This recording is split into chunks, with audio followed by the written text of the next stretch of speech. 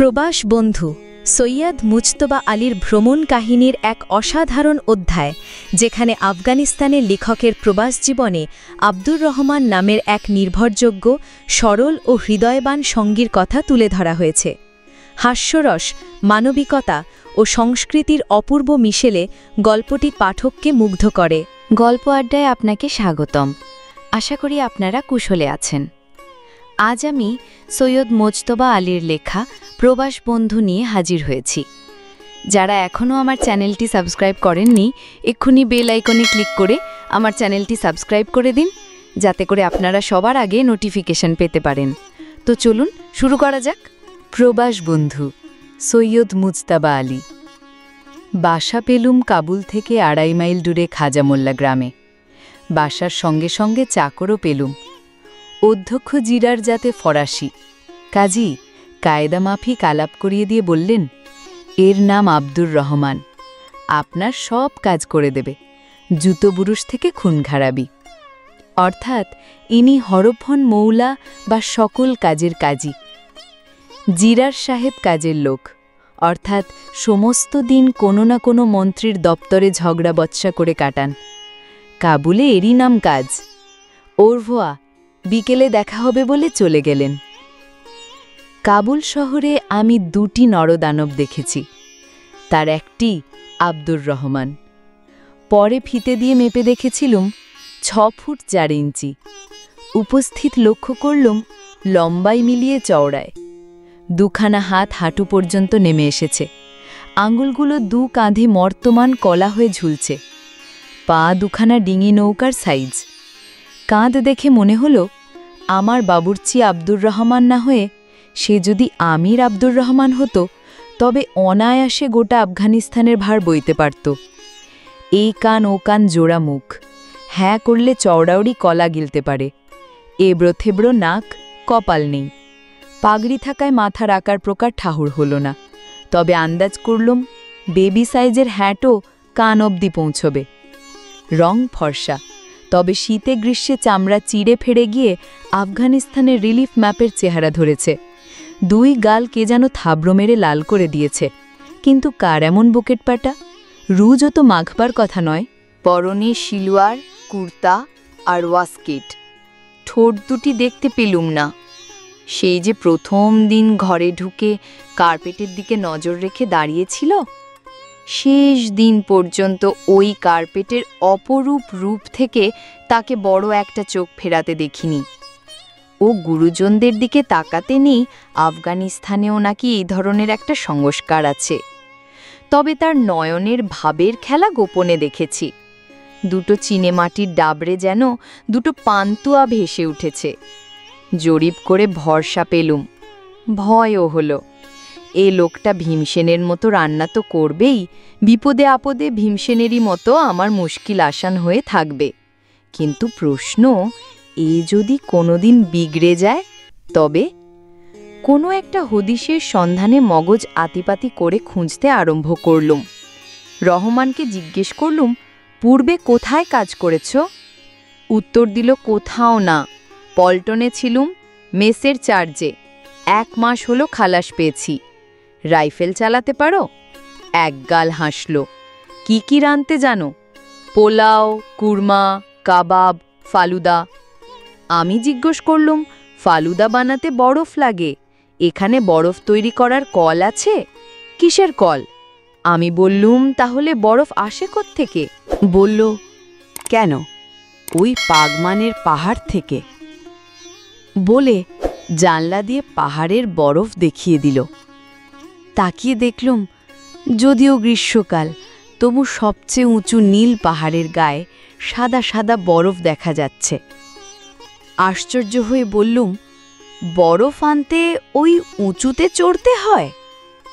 বলল, না সাহেব, এর অনেক নিচে বড় বড় গর্তে শীতকালে বরফ ভর্তি করে রাখা হয়। এখন তাই খুঁড়ে তুলে গাদা বোঝাই করে নিয়ে আসা হয়। বুঝলুম, খবর টবরও রাখে। বললুম, তা আমার হাঁড়িকুড়ি বাসনকোসন তো কিছু নেই, বাজার থেকে সব কিছু কিনে নিয়ে এসো। রাত্রিরে রান্না আজ আর বোধহয় হয়ে উঠবে না, কাল দুপুরে রান্না করো, সকালবেলা চা দিও।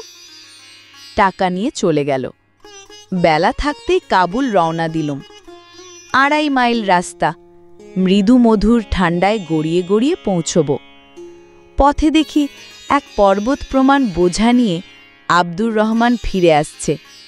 জিজ্ঞেস করলুম, এত বোঝা বইবার কি দরকার ছিল? একটা মুটে ভাড়া করলেই তো হতো। যা বলল তার অর্থ এই যে, সে যে মোট বইতে পারে না, সে মোট কাবুলে বইতে যাবে কে?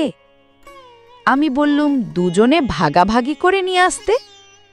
ভাব দেখে বুঝলুম অতটা তার মাথায় খেলেনি, অথবা ভাববার প্রয়োজন বোধ করেনি। বোঝাটা নিয়ে আসছিল জালের প্রকাণ্ড থলেতে করে। তার ভিতর তেল, নুন, লকড়ি সবই দেখতে পেলুম। আমি ফের চলতে আরম্ভ করলে বলল, সাহেব রাত্রে বাড়িতেই খাবেন। খুব বেশি দূর যেতে হলো না। লাভ-ই দারিয়া অর্থাৎ কাবুল নদীর পাড়ে পৌঁছতে না পৌঁছতেই দেখি মশিয়ে জিরার টাঙা হাঁকিয়ে টকবক বক বক করে বাড়ি ফিরছেন। কলেজের বড় কর্তা বা বস হিসাবে আমাকে তিনি বেশ 2-1 প্রস্থ ধমক দিয়ে বললেন, কাবুল শহরে নিশাচর হতে হলে যে তাগদ ও হাতিয়ারের প্রয়োজন, সেই দুটোর একটাও তোমার নেই। বসকে খুশি করবার জন্য যার ঘটে ফন্দি ফিকিরের অভাব, তার পক্ষে কোম্পানির কাজ হচ্ছে তর্ক না করা। বিশেষ করে যখন বসের উত্তমার্ধ তারই পাশে বসে উই সার্টেন মাম এভিদার্মা অর্থাৎ অতি অবশ্য, সার্টেনলি, এভিডেন্টলি বলে তার কথাই সায় দেন। ইংল্যান্ডে মাত্র একবার ভিক্টোরিয়া অ্যালবার্ট আঁতাত হয়েছিল। শুনতে পাই ফ্রান্সে নাকি নিত্যি ঘরে ঘরে। বাড়ি ফিরে এসে বসবার ঘরে ঢুকতে আব্দুর রহমান একটা দর্শন দিয়ে গেল, এবং আমি যে তার তসিতেই ফিরে এসেছি সেই সম্বন্ধে আশ্বস্ত হয়ে হুট করে বেরিয়ে গেল। তখন রোজার মাস নয়, তবু আন্দাজ করলুম সেহরির সময় অর্থাৎ রাত 2টায় খাবার জুটতেও পারে। তন্দ্রা লেগে গিয়েছিল। শব্দ শুনে ঘুম ভাঙল। দেখি আব্দুর রহমান মোগল তসবিরের গাড়ু বদনার সমন্বয় আফতাবে বা ধারাযন্ত্র নিয়ে সামনে দাঁড়িয়ে। মুখ ধুতে গিয়ে বুঝলুম যদিও গ্রীষ্মকাল, তবু কাবুল নদীর বরফগলা জলে কিছুদিন ধরে আমার মুখও আফগানিস্তানের রিলিফ ম্যাপের উঁচু নিচু টক্করের সঙ্গে সামঞ্জস্য রাখতে পারবে। খানা টেবিলের সামনে গিয়ে যা দেখলুম তাতে আমার মনে আর কোনো সন্দেহ রইল না যে আমার ভৃত্য আগা আব্দুর রহমান এককালে মেসে চার্জে ছিলেন। ডাবর নয়, ছোটখাটো একটা গামলা ভর্তি মাংসের কোরমা বা পেঁয়াজ ঘিয়ের ঘন কোয়াথে শের খানেক দুম্বার মাংস, তার মাঝে মাঝে কিছু বাদাম কিশমিশ লুকোচুরি খেলছে। এক কোণে একটি আলু অপাংক্তেয় হওয়ার দুঃখে ডুবে মরার চেষ্টা করছে। আরেক প্লেটে গোটা আষ্টেক ফুল বোম্বাই সাইজের শামি কাবাব। বারকুশ থালায় এক ঝুড়ি কোফতা পোলাও, আর তার ওপরে বসে আছে একটি আস্ত মুরগি রোস্ট। আমাকে হয়ে দাঁড়িয়ে থাকতে দেখে আব্দুর রহমান তাড়াতাড়ি এগিয়ে অভয়বাণী দিল, রান্নাঘরে আরও আছে। একজনের রান্না না করে কেউ যদি 3 জনের রান্না করে তবে তাকে ধমক দেওয়া যায়, কিন্তু সে যদি 6 জনের রান্না পরিবেশন করে বলে রান্নাঘরে আরও আছে, তখন আর কি করার থাকে? অল্প শোকে কাতর, অধিক শোকে পাথর। রান্না ভালো, আমার ক্ষুধাও ছিল, কাজেই গড়পড়তা বাঙালির চেয়ে কিছু কম খাইনি। তার উপর অদ্য রজনী প্রথম রজনী, এবং আব্দুর রহমানও ডাক্তারি কলেজের ছাত্র। যেরকম তন্ময় হয়ে মরাকাটা দেখে, এই সেই রকম আমার খাওয়ার রকম বহর 2 তার ডাবর চোখ ভরে দেখে নিচ্ছিল। আমি বললুম, ব্যাস, উৎকৃষ্ট বেঁধেছ আব্দুর রহমান। আব্দুর রহমান অন্তর্ধান ফিরে এলো হাতে 1 থালা ফালুদা নিয়ে। আমি সবিনয় জানালুম যে আমি মিষ্টি পছন্দ করি না। আব্দুর রহমান পুনরপি অন্তর্ধান আবার ফিরে এলো এক ডাবর নিয়ে, পেঁজা বরফের গুঁড়োয় ভর্তি। আমি বোকা বনে জিজ্ঞাসা করলুম, এ আবার কি? আব্দুর রহমান উপরের বরফ সরিয়ে দেখালো নিচে আঙুর। মুখে বলল, বাগেবালার বরফি আঙুর তামাম আফগানিস্তানে মশহুর। বলেই একখানা শশারে কিছু বরফ আর গোটা কয়েক আঙুর নিয়ে বসল। আমি আঙুর খাচ্ছি, ও ততক্ষণ এক একটা করে হাতে নিয়ে সেই বরফের টুকরোয় ঘুরিয়ে ফিরিয়ে অতি সন্তর্পণে ঘষে, মেয়েরা যেরকম আচারের জন্য কাগজি নেব পাথরের শিলে ঘষেন। বুঝলুম বরফ চাকা থাকা সত্ত্বেও আঙুর যথেষ্ট হিম হয়নি বলে এই মোলয়েম কায়দা।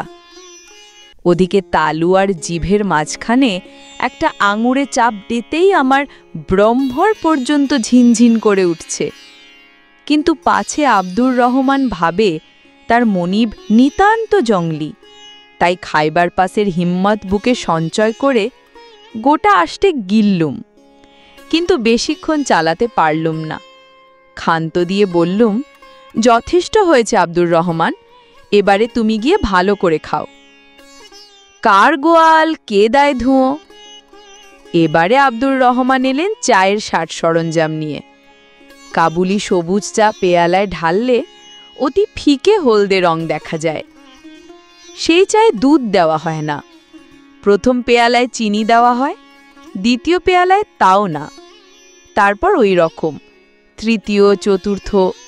কাবুলিরা পেয়ালা 6 খায়, অবশ্য পেয়ালা সাইজে খুব ছোট, কফির পাত্রের মতো।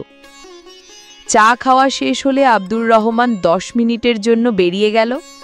ভাবলুম এই বেলা দরজা বন্ধ করে দিই, না হলে আবার হয়তো কিছু একটা নিয়ে আসবে। আস্ত উটের রোজটা হয়তো দিতে ভুলে গিয়েছে। ততক্ষণে আব্দুর রহমান পুনরায় হাজির। এবার এক হাতে থলে ভর্তি বাদাম আর আখরোট, অন্য হাতে হাতুড়ি। ধীরে সুস্থে ঘরের এক কোণে মুড়ে বসে বাদাম আখরোটের খোসা ছাড়াতে লাগল। এক মুঠো আমার কাছে নিয়ে এসে দাঁড়ালো, মাথা নিচু করে বলল, আমার রান্না হুজুরের পছন্দ হয়নি। কে বলল পছন্দ হয়নি? তবে ভালো করে খেলেন না কেন? আমি বিরক্ত হয়ে বললুম, কি আশ্চর্য, তোমার পুটার সঙ্গে আমার তনুটা মিলিয়ে দেখিনি, তার থেকে আন্দাজ করতে পারো না আমার পক্ষে কি পরিমাণ খাওয়া সম্ভবপর? ও আব্দুর রহমান তর্কাতর্কি না করে ফের সেই কোণে গিয়ে আখরোট বাদামের খোসা ছাড়াতে লাগল। তারপর আপন মনে বলল, কাবুলের আবহাওয়া বড়ই খারাপ, পানি তো পানি নয়, সে যেন গালানো পাথর, পেটে গিয়ে এক কোণে যদি বসল তবে ভরসা হয় না আর কোনো দিন বেরোবে। কাবুলের হাওয়া তো হাওয়া নয়, আতশবাজির হলকা, মানুষের খিদে হবেই বা কী করে? আমার দিকে না তাকিয়েই তারপর জিজ্ঞেস করল, হুজুর কখনো পানশিয়ে গিয়েছেন? সে আবার কোথায়? উত্তর আফগানিস্তান, আমার দেশ। সে কি জায়গা! একটা আস্ত দুম্বা খেয়ে এক ঢোক পানি খান, আবার খিদে পাবে। আকাশের দিকে মুখ করে একটা লম্বা দম নিন, মনে হবে তাজি ঘোড়ার সঙ্গে বাজি রেখে ছুটতে পারি। পানশিরের মানুষ তো পায়ে হেঁটে চলে না, বাতাসের উপর ভর করে যেন উড়ে চলে যায়। শীতকালে সে কি বরফ পড়ে, মাঠ পাত পাহাড় নদী গাছপালা সব ঢাকা পড়ে যায়। ক্ষেত খামারের কাজ বন্ধ, বরফের তলায় রাস্তা চাপা পড়ে গেছে, কোনো কাজ নেই কর্ম নেই, বাড়ি থেকে বেরোনোর কথাই ওঠে না। আহা, সে কি আরাম! লোহার বারখোশে আঙার জ্বালিয়ে তার উপর ছাই ঢাকা দিয়ে কম্বলের তলায় চাপা দিয়ে বসবেন গিয়ে জানালার ধারে। বাইরে দেখবেন বরফ পড়ছে, বরফ পড়ছে, পড়ছে পড়ছে, 2 দিন 3 দিন 5 দিন 7 দিন ধরে আপনি বসেই আছেন আর দেখছেন চেতোর বর্ষাবারাদ কী রকম বরফ পড়ে। আমি বললুম, 7 দিন ধরে জানালার কাছে বসে থাকব? আব্দুর রহমান আমার দিকে এমন করুণভাবে তাকালো যে মনে হলো এরকম বেরসিকের পাল্লায় সে জীবনে আর কখনো এতটা অপদস্থ হয়নি। ম্লান হেসে বলল, একবার আসুন, জানালার পাশে বসুন, দেখুন। পছন্দ না হয় আব্দুর রহমানের গর্দান তো রয়েছে। খেই তুলে নিয়ে বলল, সে কত রকমের বরফ পড়ে, কখনো সোজা ভেড়া ছেঁড়া পেজা তুলোর মতো, তারই ফাঁকে ফাঁকে আসমান জমিন কিছু কিছু দেখা যায়, কখনো ঘুরঘট্টি ঘন, চাদরের মতো নেবে এসে চোখের সামনে পর্দা টেনে দেয়, কখনো বয় জোর বাতাস, প্রচণ্ড ঝড়, বরফের পাঁজে যেন সে বাতাস ডাল গলাবার চরকি চালিয়ে দিয়েছে। বরফের গুঁড়ো ডাইনে বাঁয়ে উপর নিচে এলোপাথারি ছুটোছুটি লাগায়, হু হু করে কখনো এক মুখে হয়ে তাজি ঘোড়াকে হার মানিয়ে ছুটে চলে। কখনো সব ঘুটঘুটে অন্ধকার, শুধু শুনতে পাবেন সেও তার সঙ্গে আবার মাঝে মাঝে যেন দারুল আমানের ইঞ্জিনের সিটির শব্দ। সেই ঝড়ে ধরা পড়লে রক্ষে নেই, কোথা থেকে কোথায় উড়িয়ে নিয়ে চলে যাবে, না হয় বেহুশ হয়ে পড়ে যাবেন বরফের বিছানায়, তারই ওপর জমে উঠবে 6 হাত উঁচু বরফের কম্বল, গাদা গাদা, পাঁজা পাঁজা। কিন্তু তখন সে বরফের পাঁজা সত্যিকারের কম্বলের মতো দেয়। তার তলায় মানুষকে 2 দিন পরেও জ্যান্ত পাওয়া গিয়েছে। একদিন সকালে ঘুম ভাঙলে দেখবেন বরফ পড়া বন্ধ হয়ে গিয়েছে, সূর্য উঠেছে, সাদা বরফের ওপর সে রোশনির দিকে চোখ মেলে তাকানো যায় না। কাবুলের বাজারে কালো চশমা পাওয়া যায়, তাই পরে তখন বেড়াতে বেরোবেন। যে হাওয়া দম নিয়ে বুকে ভরবেন, তাতে এক রত্তি ধুলো নেই, বালু নেই, ময়লা নেই। ছুরির মতো ধারালো ঠান্ডা হাওয়া নাক, মগজ, গলা, বুক চিরে ঢুকবে, আবার বেরিয়ে আসবে ভিতরকার সব ময়লা ঝেঁটিয়ে নিয়ে। দম নেবেন, ছাতি 1 বিঘত ফুলে উঠবে। দম ফেলবেন, 1 বিঘত নেমে যাবে। এক এক দম নাওয়াতে 1 বছর আয়ু বাড়বে। একবার দম ফেলাতে 100টা বেমারি বেরিয়ে যাবে। তখন ফিরে এসে হুজুর একটা আস্ত দুম্বা যদি না খেতে পারেন, তবে আমি আমার গোফ কামিয়ে ফেলব। আজ যা রান্না করেছিল তার ডবল দিলেও আপনি খিদের চোটে আমায় কতস করবেন। আমি বললুম, হ্যাঁ আব্দুর রহমান, তোমার কথাই সই, শীতকালটা আমি পানশিরেই কাটাবো। আব্দুর রহমান গদগদ হয়ে বলল, সে বড় খুশি বাত হবে হুজুর। আমি বললুম, তোমার খুশির জন্য নয়, আমার প্রাণ বাঁচাবার জন্য। আব্দুর রহমান ফ্যাল ফ্যাল করে আমার দিকে তাকালো। আমি বুঝিয়ে বললুম, তুমি যদি সমস্ত শীতকালটা জানালার পাশে বসে কাটাও, তবে আমার রান্না করবে কে? এতক্ষণ সাথে থাকার জন্য ধন্যবাদ। আবার কোনো নতুন গল্প নিয়ে হাজির হব আপনাদের সামনে। ততক্ষণ ভালো থাকবেন, আর হ্যাঁ, চ্যানেলটি সাবস্ক্রাইব করতে ভুলবেন না। আমাদের সাথেই থাকুন।